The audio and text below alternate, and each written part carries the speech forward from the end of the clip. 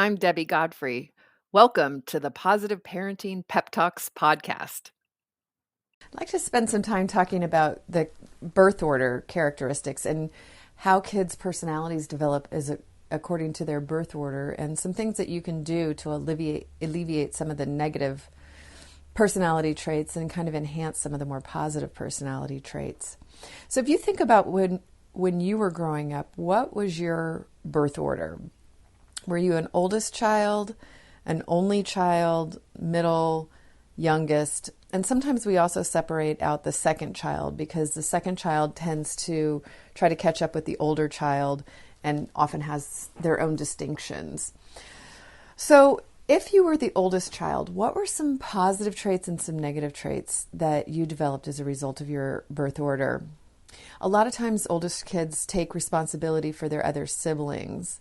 They also tend to get along well with authority figures, although sometimes they don't. Sometimes the older one rebels and then the second one will get along. But in general, the oldest will tend to get along well with authority figures.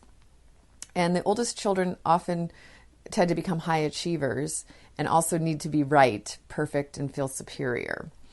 So that's, if you were an oldest growing up, you may relate to some of those. And also your children, you want to look and see, is your oldest child developing any of those characteristics?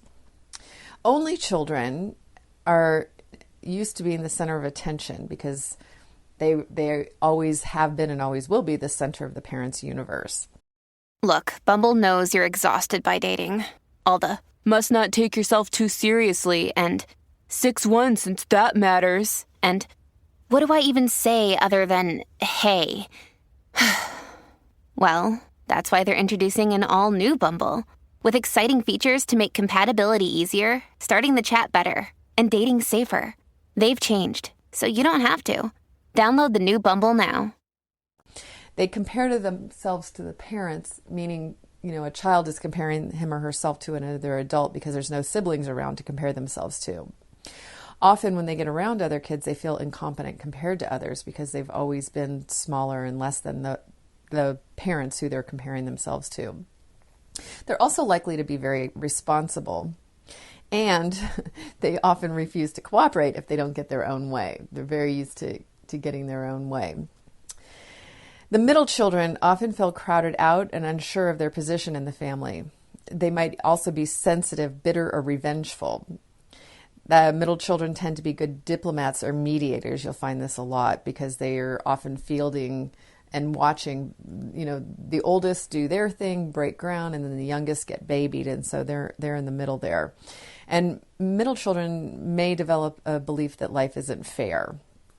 And then the youngest children, the little ones, they're often pampered by the parents, and the older children, we know this is our last one, and so we often really overindulge these kids.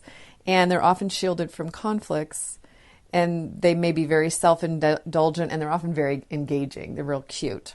So these are the characteristics according to birth order, and tomorrow I'll talk about some of the things that you can do to help with when you're raising your children in terms of what their birth order is. So have a great day. Happy parenting.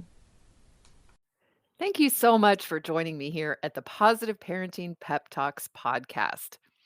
I assume you're here because you're getting something out of these daily pep talks. And wouldn't it be great if more parents could hear more about these ideas for their children?